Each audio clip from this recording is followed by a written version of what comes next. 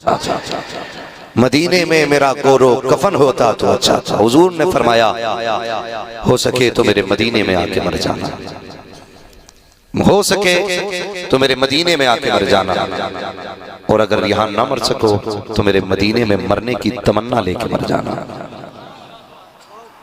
हो सके तो मेरे मदीने में मर जाना, और आका यहाँ ना मर सके हुक्म हुआ फिर अगर यहाँ ना मर सको तो मदीने में मरने की तमन्ना लेके मर जाना। फिर क्या मिलेगा? हुजूर फरमाते हैं क़यामत में जो मेरे मदीने में मरेगा ना वो मेरे साथ उठाया जाएगा। हुजूर जो यहाँ न मर सका फरमाया जो कहीं भी मरे मेरे मदीने की तमन्ना लेके मर जाए वो दफन हिंदुस्तान में होगा, उठाया मदीने के कब्रिस्तान से जाएगा।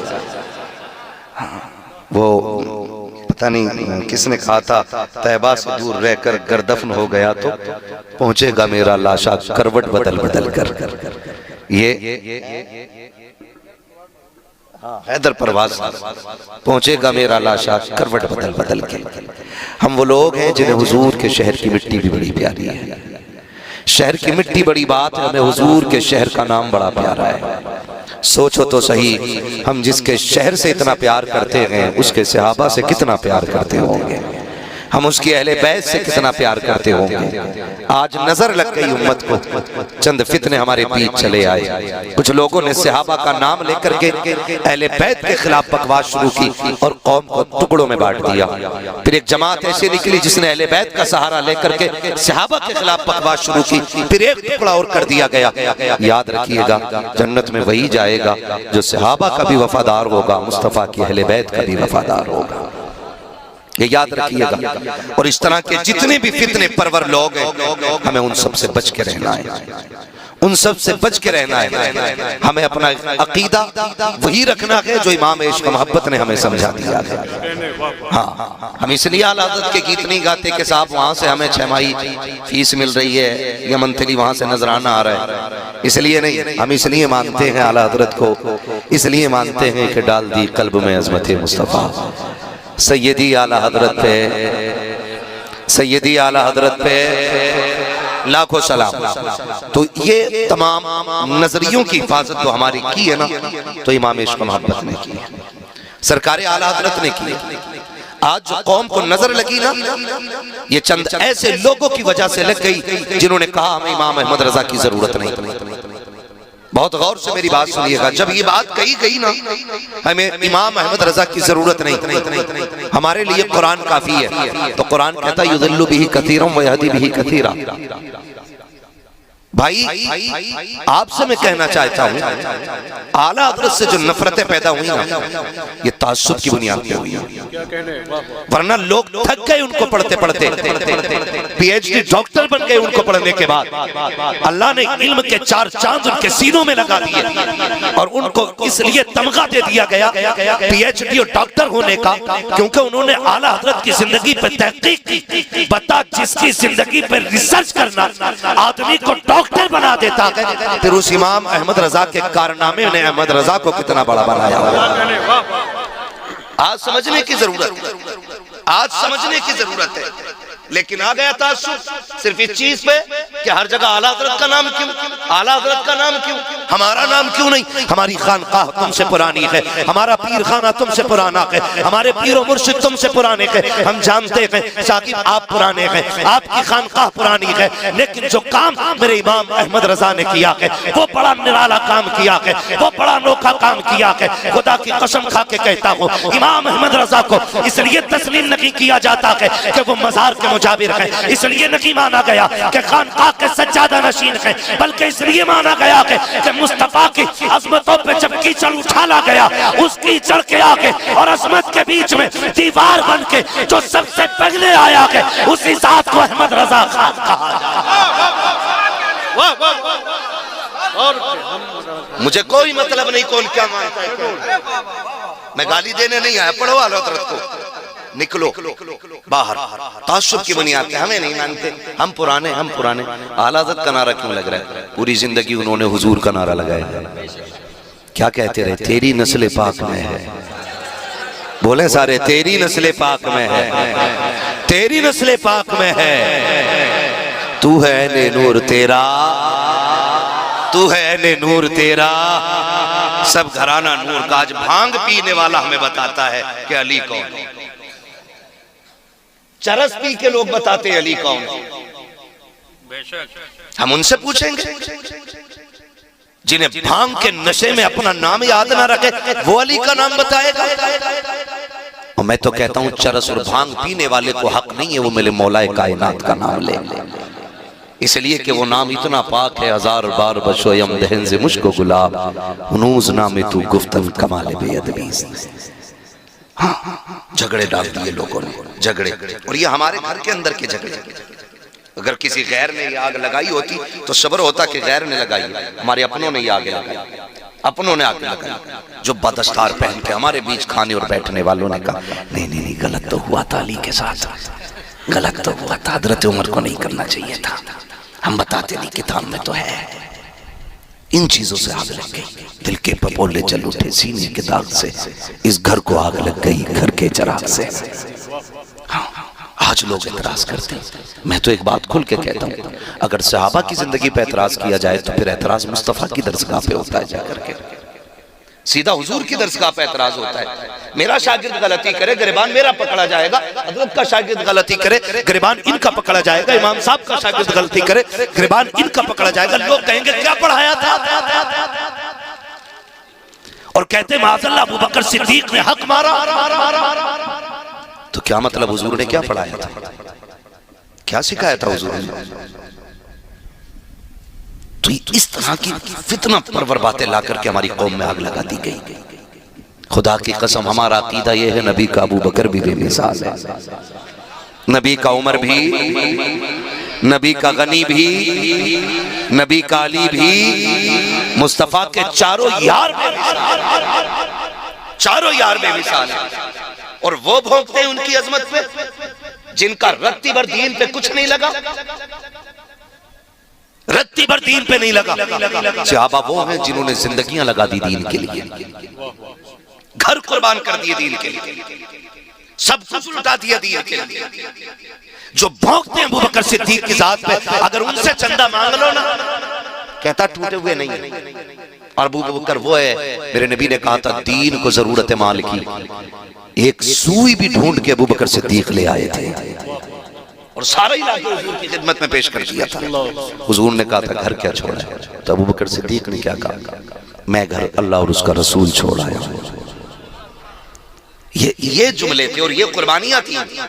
आज हम अपनी कुर्बानियों को देखें और फिर अपनी जबानों का अंदाजा लगाएं, हम बोलते कितना और करते कितना। हजरत उमर आधा लेकर के चले आए, आधा लेकर के चले आए, हुजूर की बारगाह में पेश कर दिया। सोचा ये था जब अबू बकर से जीत जाऊंगा, लेकिन लाके जब देखा ना तो उमर आधा लाए थे, अबू बकर सारा ही लाए थे। हाँ, तो ये सहाबा की जिंदगी रही और ये उनकी कुर्बानियां रही। दीन ऐसे नहीं पहुंचा हम तक, हलवे खा के दीन हम तक नहीं आया, जर्दे खा के नहीं आया।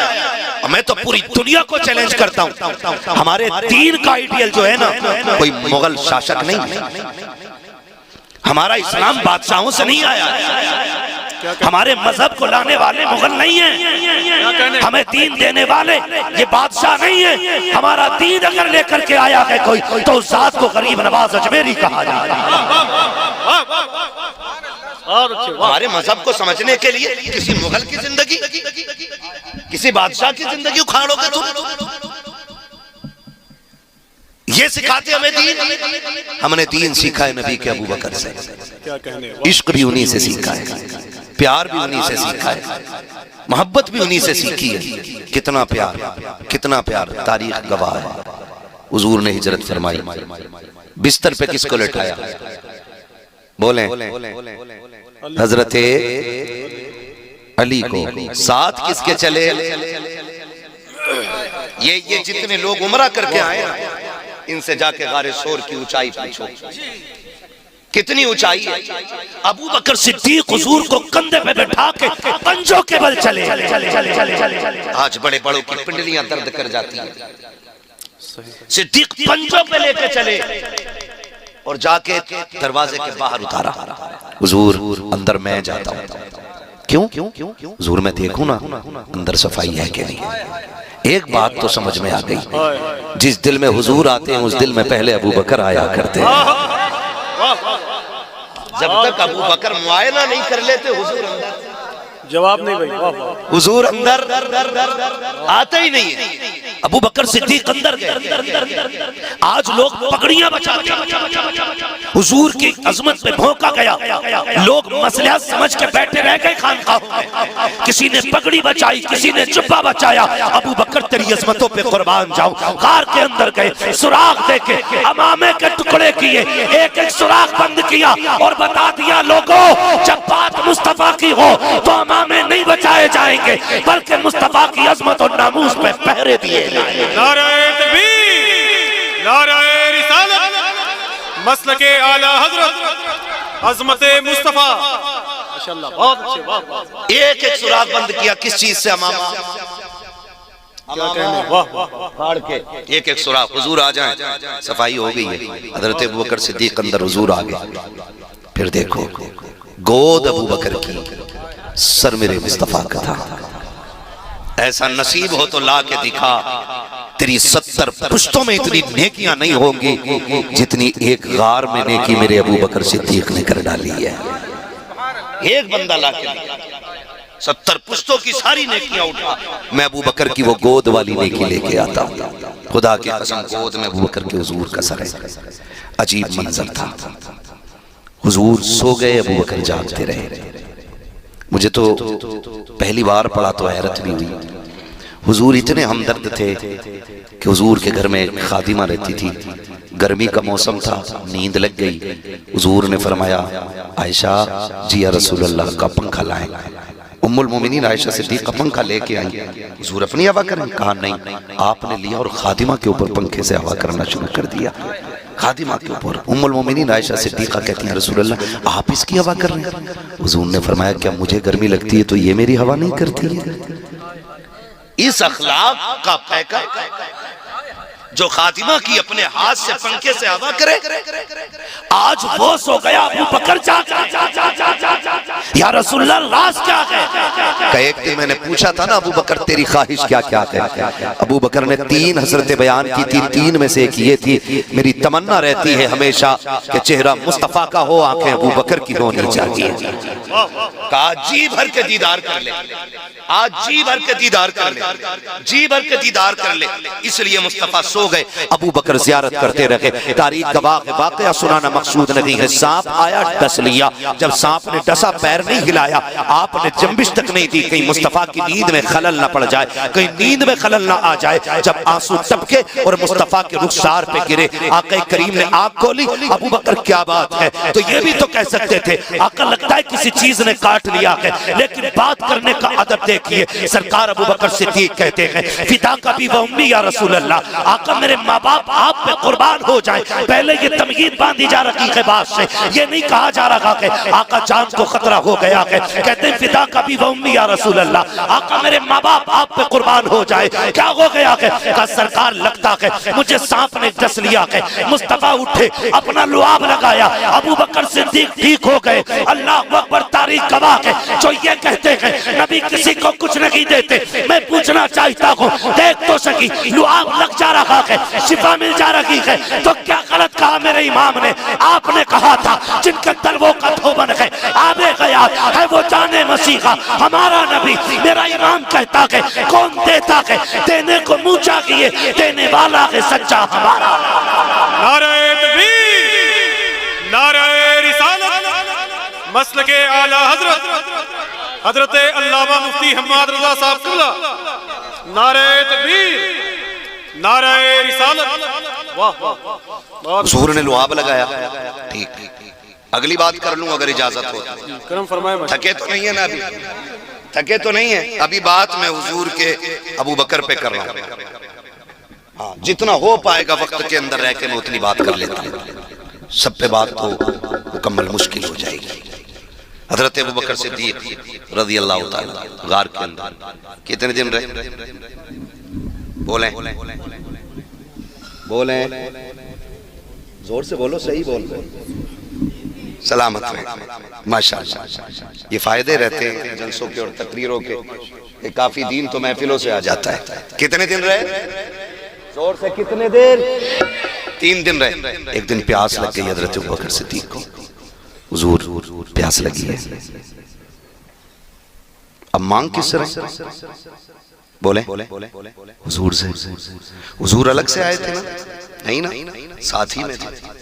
आका कहते थे अबू बकर जहां तू वहां मैं, जो तेरा हाल वो मेरा हाल, मैं पानी किधर से लाऊं? हुजूर ने मुस्कुरा के देखा, फरमाया जाओ गार के बीच में चले जाओ, वहां पानी अपनी प्यास बुझा लो। गार साफ की थी हजरत अबू बकर सिद्दीक ने, और पानी पूछ रहे हुजूर से, और आका बता भी दे। तो अबू बकर सिद्दीक ये भी तो कह सकते थे हुजूर मैं और आप ही हैं, मैंने सफाई की पूरी गार की, और पानी किधर? लेकिन सहाबी थे, उन्हें पता था तुम्हारे मुंह से जो निकली वो बात होके रही। उठे और गए, बीच गार में पहुंचे, पानी का प्याला रखा हुआ था, पिया, आ गए, पानी पी लिया था, बात खत्म हो जाती।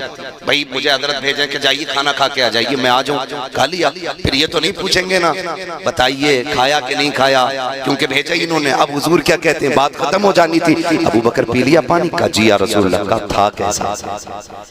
ये क्यों पूछ रहे था कैसा? इसका मतलब कुछ नया था, तभी तो पूछा गया था कैसा पानी। अबू बकर सिद्दीक कहते हुजूर मैंने उसे हाथ लगाया तो बर्फ की तरह ठंडा था।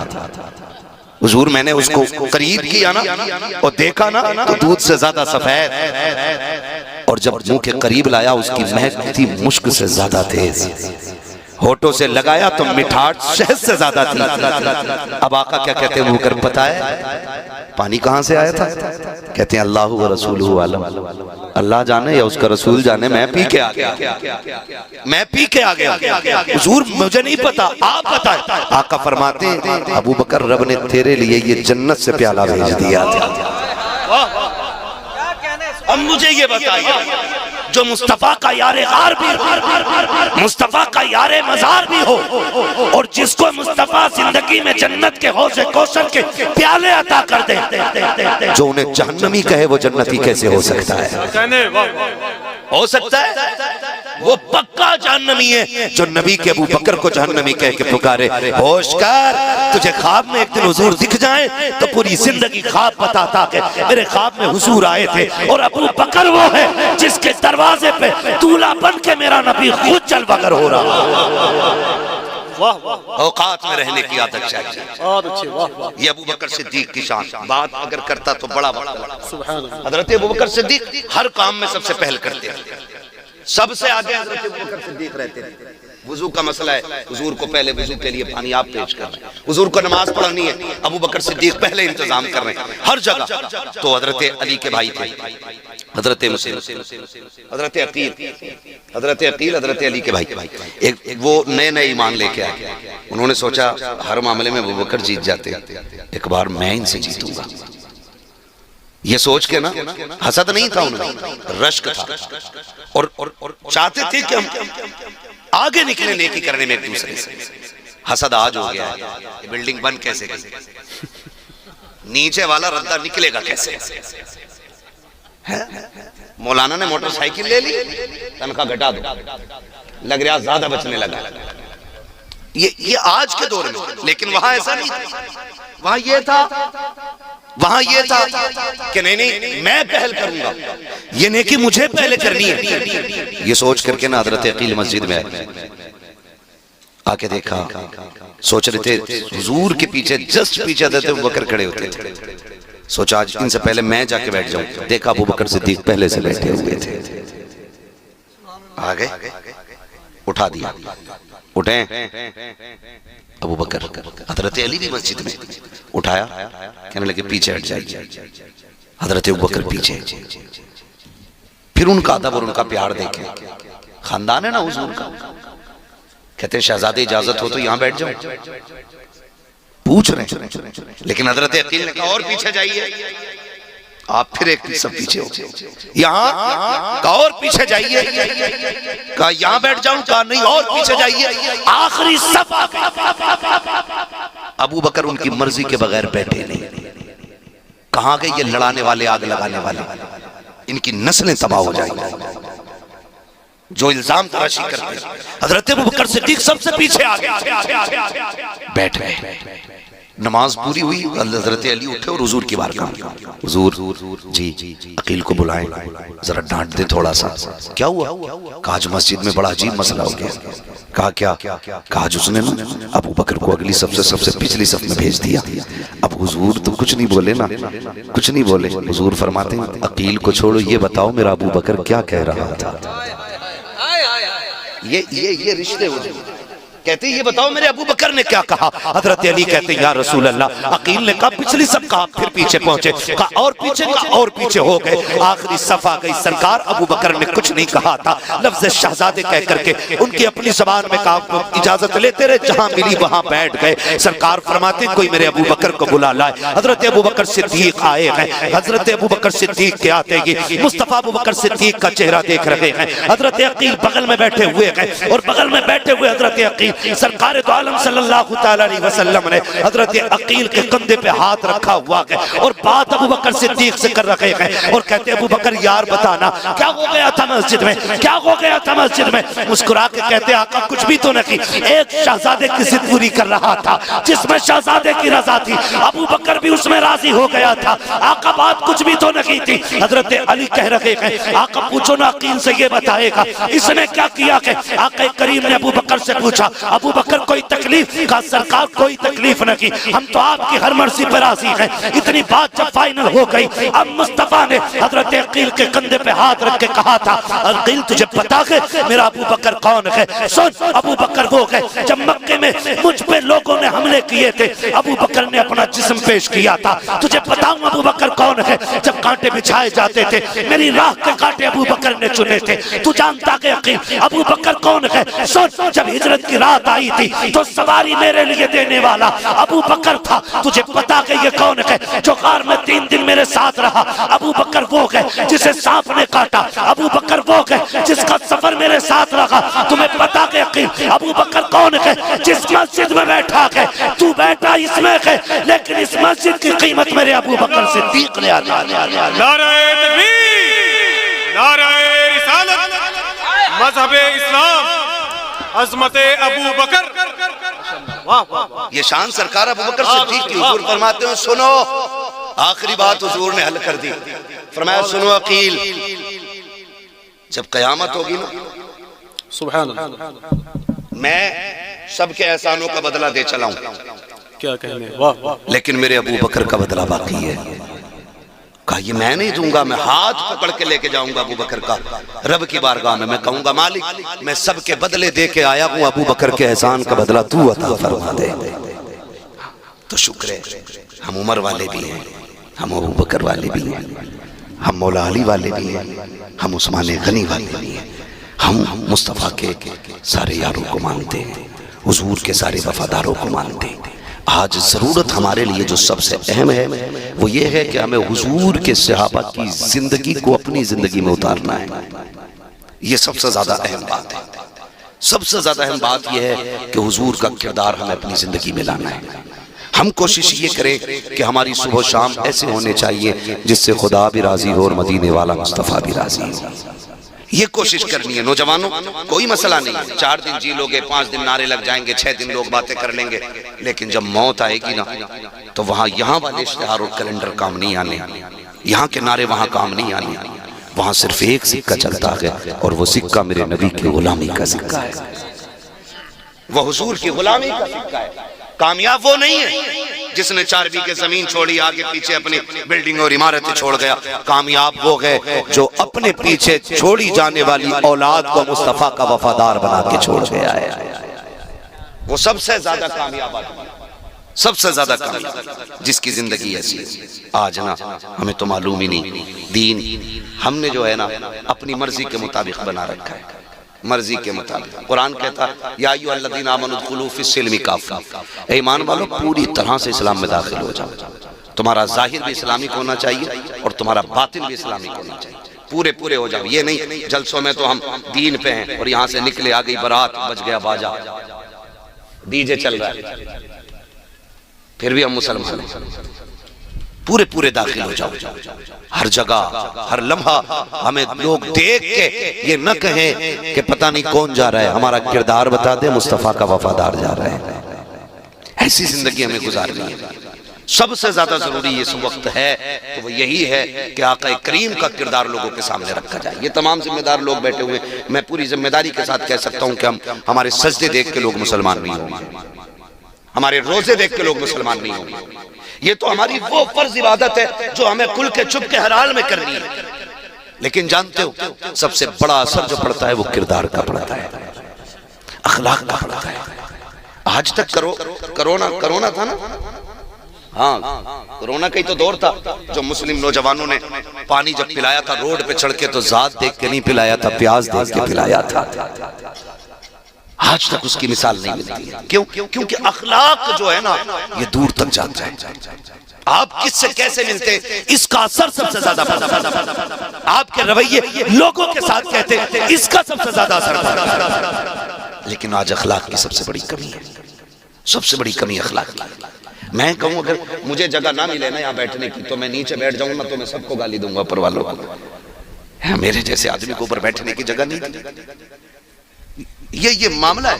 और अगर हमारे समाज का कोई थोड़ा सा मशहूर आदमी आ जाए तो वो चाह रहा है मेरा बाप भी मेरे लिए उठ के खड़ा हो, वो इस्तकबाल करे हमारा। नहीं, ये बिल्कुल नहीं होना चाहिए। हुजूर का किरदार आप देखें, हुजूर का किरदार। हुजूर की बारगाह में जब अदी बिन हातिम आए हुजूर की बारगाह में, और आका करीम को चेक करने के लिए आए थे कि मेरी बहन ने जो कहा है वो सच है कि नहीं। सिर्फ चेक करने आए थे। हुजूर की बारगाह में आए, बैठने की जगह नहीं थी। हुजूर की बारगाह में महफिल लगी हुई थी, जगह नहीं बची थी। मुस्तफा ने मुजम्मिल वाली चादर दी। इसका क्या करना है? मेरा नबी फरमाता है इसे बिछा के बैठ जाए। हैरत में पड़ गए अदी बिन हातिम, ऐसा तो आज तक कोई देखा ही नहीं। फिर उन्होंने चादर को लिया और सीने से लगाया। क्या महबूब ये बिछाने के लिए नहीं है तो सीने से लगाने के लिए है। कहा जब इतना बड़ा आदमी होते हुए अखलाक इतना आला है कि अपनी चादर बिछाने दे दे, फिर जो दीन वो लेके आया होगा वो दीन कितना आला रखा होगा। तो ये चीजें होती हैं जो हमें मजबूत करेंगी, ये चीजें होंगी जो हमें बेहतर करेंगी। आज ना नए नए गालिबन अदद तकरीर में कह रहे थे कि वो क्या है, सास के साथ शादी कर ली किसी ने, दामाद लेके निकल लिया भाई। ये बात चल रही थी। मैं आपसे एक बात कहूं, मैं एक बात जानता हूं, जो भी शरीयत की हदें तोड़ेगा वो रुसवा और जलील जरूर होगा। ये क्लियर? जो भी शरीयत की हदें तोड़ेगा उसे रुसवा होना है। अगर आप एहतियात नहीं रखेंगे तो फिर ये जिल्लतें हमारा मुकद्दर बनेगी, फिर ये जिल्लतें हमारा मुकद्दर बनेगी और कोई बचा नहीं सकता। बड़ी अच्छी बात कही थी हमने, करोड़ों रुपए मजारों में तो लगा लिए, गुंबद भी हमने बना लिया, संगे मरमर भी हमने बना लगाए, लेकिन अपनी कौम को एक ऐसा इदारा नहीं दे पाए जिसमें बेटियों की भी इज्जतें महफूज रह सकें और बेटों की जिंदगियां महफूज रह सकें। ये सबसे बड़ा फुकदान हमारी कौम का, ये सबसे बड़ा नुकसान हमारी कौम को पहुंचा है। खुदारा थोड़ा सा होश के नाखून लें और इदारे मजबूत करें, इदारे मजबूत करें। और अब तो मजबूत क्या जो हैं उन पे आ बनी, अब तो वो खतरे में आ गए जो हैं, नए बननी तो बड़ी बात। जबकि हमारे इदारे लोगों में शराफत तकसीम करते हैं, प्यार बांटते हैं, मोहब्बत बांटते हैं, हुजूर का किरदार लोगों तक पहुंचाते हैं। मैं आपसे कहना चाहता हूं अपने बच्चों को दीन दीजिए, हुजूर का किरदार इनके सामने रखिए और इन्हें पढ़ाइए और ये भी बताइए कि एक सबक याद रखना कि मोहम्मद से वफा तूने तो हम तेरे हैं, ये जहां चीज है क्या लो हो कलम तेरे हैं। हमें अपनी नस्लों को महफूज करना पड़ेगा, अपनी नस्लों को। आज नस्लें महफूज नहीं है, नस्लें महफूज नहीं है। शादी का सालक चल रहा, एक तो फोन करके कह रहा तारीख दे दो वरना देवबंदी हो जाऊंगा, सारे जोर हम पे ही है। कह रहा तारीख दे दो वरना डांस कराऊंगा। ऐसा लगता है कि उम्मत हम ही है, ये नहीं। अजीब मसला लोगों का यार। हमें वक्त नहीं है तो तू डीजे बजाएगा, हम नहीं आएंगे तो तू नाच कराएगा। ये क्या है? ये दीन की कमजोरी है, वरना जितनी दीन की जिम्मेदारी मेरे ऊपर है उतनी जिम्मेदारी हर नौजवान के ऊपर। ये नहीं कि मेरी बेटी कनीज़े फातिमा ज़हरा बने और आपकी बेटी बार डांसर बने, ये मतलब बिल्कुल नहीं है। मतलब ये है कि जितनी जिम्मेदारी मेरी बेटी के सर पे है उतनी की जिम्मेदारी आपकी बेटी के सर पे है। लेकिन किधर जा रहे हैं? तारीख दो वरना डीजे बजवाऊंगा। बजवा ले, हमारे बाप का क्या जाएगा।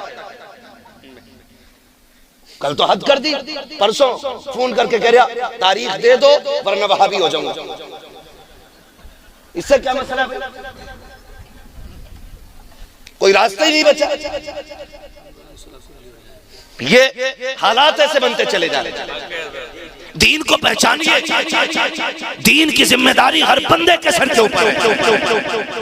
हर किसी को जवाब देना दीन का काम कितना करके आए, काम कितना करके आए। शान मोहम्मद साहब आपने जलसा किया है ना, महराज साहब आपने महफिल सजाई थी, इतने मेहमानों का इंतजाम एहतमाम किया था, सारे काम सिर्फ यही करेंगे तो फिर सुभान अल्लाह कहने का हक कम से कम आने वालों का तो बनता है कि नहीं बनता है? वो भी यही कहेंगे, लोग कहेंगे नहीं नहीं ये तो सबका बनता है, ठीक है ना।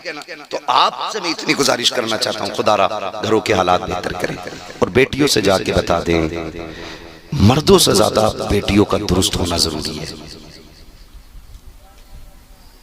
समझ रहे हैं? मर्द 98% नेक हो तो बीवी का 99 नहीं बल्कि 100% नेक होना जरूरी है। इसलिए कि बच्चों के साथ बाप कम रहता है, माँ ज्यादा रहता है। बाप का असर बच्चे पे कम और माँ का असर कैसा होता है ये तो आप भी जानते होंगे ना। ये कोई मैं आसमान के ऊपर की बात थोड़ी बता रहा हूँ। और बच्चों की तबीयत जो माइल होती है वो माँ की तरफ ज्यादा होती है। आप देखो तलाक बीवी लेती है ना तो बच्चे माँ की तरफ भागते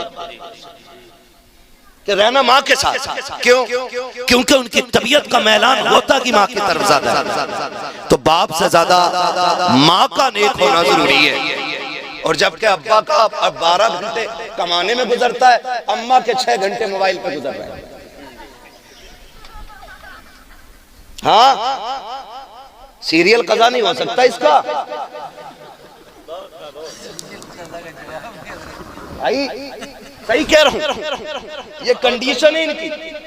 5 मिनट पहले आटा गूंद के रख देते, हाथ धो के फ्रेश होके क्या अब सीरियल नाटक आने वाला वो जरूर देखना है। और बूढ़ी बूढ़ी सबसे आगे बैठती है, वहां सदारत होती है, आंखों में देखो अब दिखता नहीं है साफ, लेकिन सबसे आगे बैठ के करी लल्ली अब बता अब क्या हो रहा है, अब क्या हो रहा है, अब क्या हो रहा है। इस बूढ़ी से क्या ईशा पड़ी है का घुटने काम नहीं करते, फजर पड़ी है मुसल्ला नहीं दिखता। ओ मेरी माँ हैरत कर, तुझे टीवी दिखती है, रब का कुरान नहीं दिखता, तुझे टीवी दिखती है, मुसल्ला नजर नहीं आता, मौत का वक्त करीब आ गया। अब तो तौबा कर ले वरना सब होंगे, तुझे बचाने वाला कोई नजर नहीं आएगा।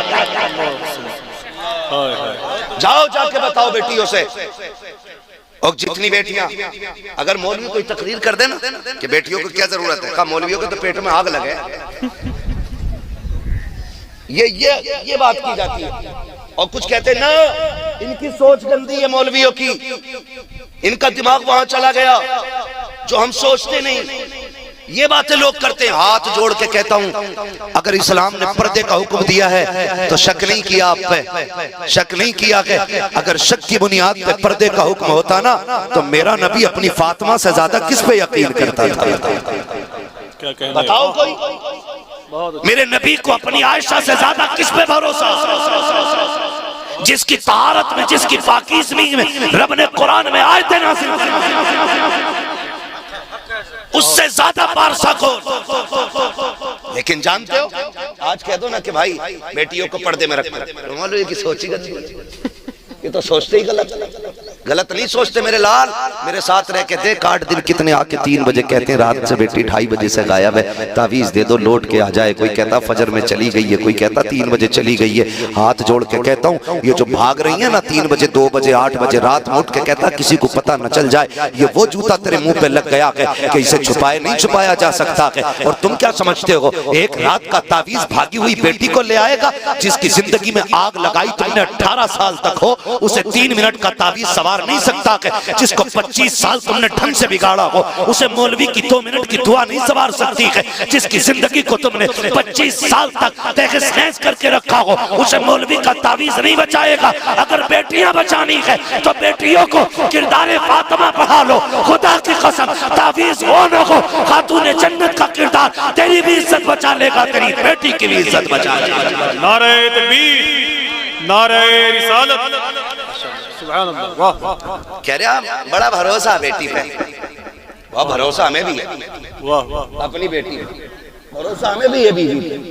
लेकिन शरीयत हमें हुक्म देती है ना, पर्दा पर्दा पर्दा। तो हमने अगर कलमा पढ़ा है तो इतने आजाद नहीं कि अपनी मर्जी से जिए। फिर पर्दे को अहमियत दो, पर्दे को अहमियत दो।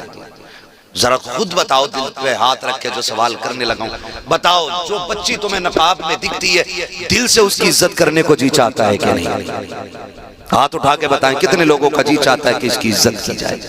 ये तो हर शख्स की कहानी, मिंबर वाले नहीं, स्कूल वाले भी, खेत वाले भी, सब ये समझते हैं कि पर्दे वाली बेटियां इज्जत वाली बेटियां होती हैं। फिर जरा ये बताओ, जब तुम्हें नकाब वाली कोई भी बच्ची का जी चाहता है ये इज्जतदार है, तो फिर हमारी अपनी बच्चियां पर्दे में क्यों नहीं है? क्या जरूरत पड़ी है उन्हें मोबाइल देने की? क्या जरूरत पड़ गई थी? उनका बिजनेस है क्या है? आग जो लगाई है ना हजरत, ये ऑनलाइन तालीम जब से आई है इसने हमारी बेटियों का बेड़ा गर्क करके रख दिया। मैं अगर कहूँ आपसे मसला के आला हज़रत का नारा लगाओ, कसम से कलेजे फाड़ के हम लोग नारा लगाते हैं। अजमेर वाले का नाम का नारा कलेजे फाड़ के लगाते हैं। हुजूर क़यामत में अगर पूछेंगे, सुन बिल्डिंग तूने बनाई थी बच्ची की तालीम के लिए, कोई इदारे बनाए थे क्या? कोई जवाब होगा इसका?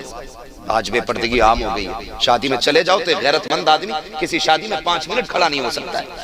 ये हया वालों की बात कर रहा हूँ, बेगैरतों की तो कोई बात ही नहीं है।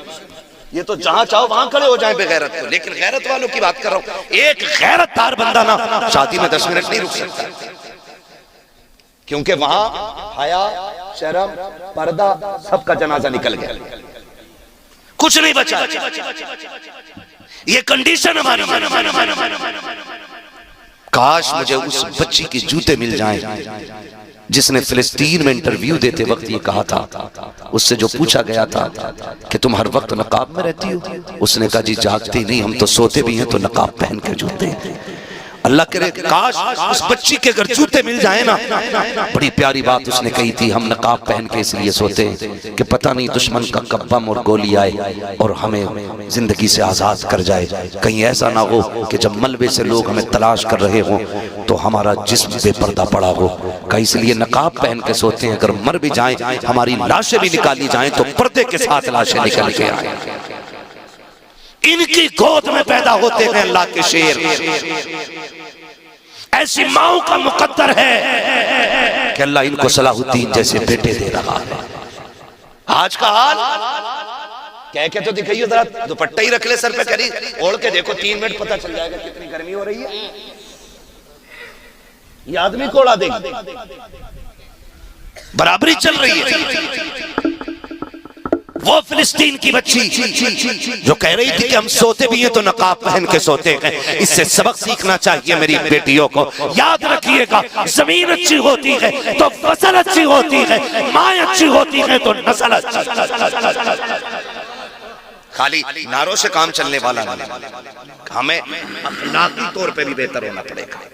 अखलाकी तौर पर सबको मौत आनी है ना, जिसे नहीं आनी है वो कतई ना बोले भाई। और हमारे लिए भी कहीं से ले आना अबे हयात ढूंढ के, तुम्हारे साथ हम भी जी लेंगे। मौत आनी है नहीं, सबको आनी है ना, तो काम ऐसे कर जाओ कि कब्र में शान से जाओ। हुजूर का दौर है, बच्ची ये शोहर आ गया, शोहर गया किसी काम से परदेस, जाते जाते उसने कह दिया मेरी इजाजत के बगैर घर से कदम न निकालना। वो तो चला गया। कुछ दिन गुजरे थे, सगा भाई आ गया। कौन है? का भाई तेरा। दरवाजा खोला, भाई कैसे आए? का बाप की तबीयत खराब है, चल तुझे बुलाया है। उसने कहा मैं चल तो जाती लेकिन शोहर की इजाजत नहीं है। उसने कहा बाप की लम्हात जिंदगी के आखिरी है, चलना भाई, वो तुझे देखना चाहते हैं, चलना बहन। भाई ने कहा, उसने कहा नहीं, एक रास्ता है, हुजूर से पूछ लो, अगर वो इजाजत दे देंगे तो फिर मैं चलने के लिए तैयार हो जाऊंगी। भाई गया हुजूर की चौखट पे, आका मेरी बहन ने और शोहर ऐसे से कह के चला गया। आप इजाजत दें तो ले जाऊं। मुस्तफ़ा कहते हैं जिसे शोहर ने इजाजत नहीं दी उसे मोहम्मद भी इजाजत नहीं देगा। आज मुझे बताओ तो सही हो। कहती है तू रोक के दिखाइए, रोक के दिखाइए, खा लेगा क्या रोटी? डर के मारे वो जबरदस्ती इजाजत ले।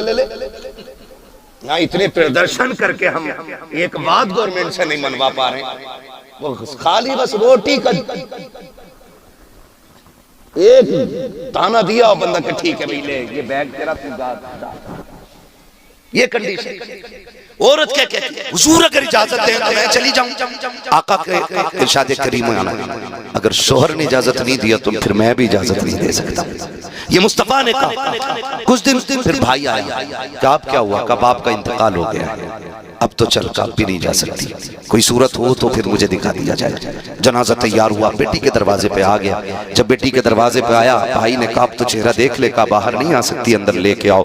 जैसे जनाजा बाप का अंदर आया ना तो बेटी बेटी हुआ करती है। बाप के चेहरे से कफन हटाया, माथा चूम के रोने लग गई। चंद आंसू बाप के चेहरे पे गिरे और उसके बाद नजर उठा के कहा मालिक तू जानता है ना इससे मेरा रिश्ता क्या, ये मेरा बाप है, इससे मेरा खूनी रिश्ता है, इसके जरिए मैं दुनिया में आई हूँ। लेकिन मेरे परवरदिगार मैंने तेरी शरीयत के लिए अपने बाप की ज़ियारत तक को ठुकरा दिया है। अल्लाह अगर तू मेरे इस अमल से राजी है तो मेरे बाप की मग़फ़िरत फरमा दे। इधर जनाजा उठा है, उधर मुस्तफा की आंख में आंसू आ गए। आका से सहाबा ने कहा आप क्यों रोए? सरकार कहते हैं जाओ उस बेटी को खुशखबरी दे दो, अल्लाह ने इस अमल के बदले में उसके बाप को जन्नती बना डाला।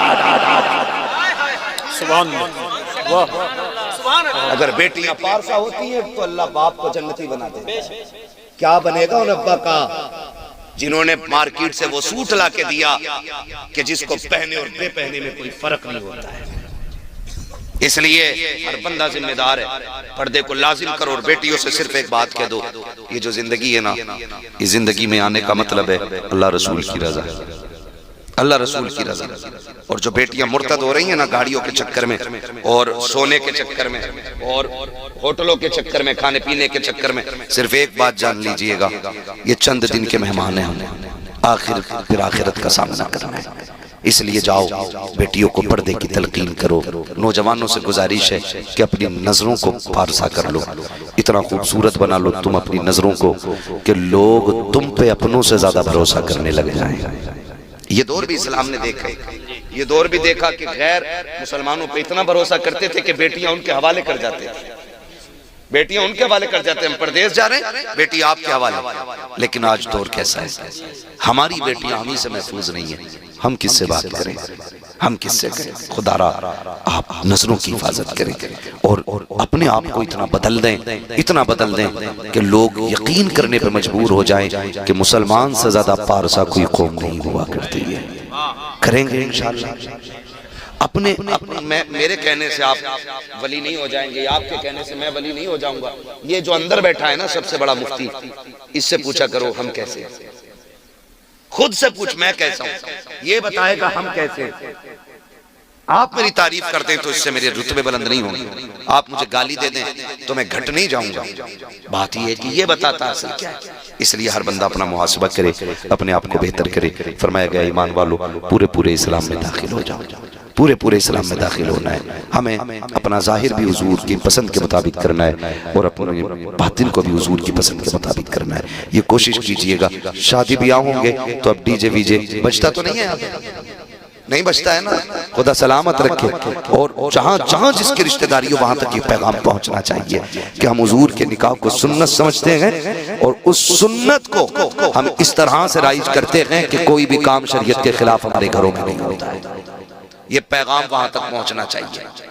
जहां जहां आप जाते हो, जिस जिससे आप मिलते हो, और तब्दीली इतनी लाइए, इतनी तब्दीली लाइए कि अब कम से कम ये कहना ना पड़े नज़म लोगे तो मिट जाओगे हिंदी मुसलमानों, तुम्हारी दास्तान तक भी ना होगी दास्तानों में। कितनी बातें हम आपसे बहुत ज्यादा नहीं कह पा रहे हैं, बस आपसे इतनी गुजारिश है। हम जो बैत अक़दस का मसला है, उस मसले में जो हाल इस वक्त गजा का है, वहाँ के बच्चे और बच्चियों का है, हम उनके लिए कुछ भी नहीं कर सकते तो दुआ जरूर कर सकते हैं। उनके लिए खास करके दुआ करें, खास करके दुआ करें। खास करके वो किसी ने ना एक कुत्ते को ना शीशा खिला दिया था कि काटे, पूरी कौम ने बैठ के लिखा था किसी एक नौजवान के ऊपर कि देखिए इंसानियत को शर्मिंदा कर दिया, जानवर के साथ ये किया, जानवर के साथ ये किया, सब लिखने पे आ गए थे। लेकिन आज फिलिस्तीन पे कोई लिखने को तैयार नहीं, लिखने को तैयार नहीं। मैं अगर अपने मन की बात करूं ना, मेरा मन चाहता ही नहीं है उन शायरों को सुनूं जिनकी जबान पे फिलिस्तीन का तराना रहा। ये मैं अपनी बात कर रहा हूं। मैं समझता हूं इससे बेहतर सिर्फ कुरान सुनो, जिनकी जबान पे फिलिस्तीन का तज़किरा ना हो, उन्हें सुनने का भी हक नहीं है। वो खतीब जो सिर्फ अपनी तकरीर के जौहर दिखाएं, उनके भी बात में सुनने को बिल्कुल रवादार नहीं हो। बात उसकी होगी जो खुदा के दीन की बात करेगा। अब अगर डर है तो डरिए, अगर हमारे मुकद्दर में फांसी है तो हम मरने के लिए तैयार हैं। कम से कम फिलिस्तीन के लिए दुआ करें।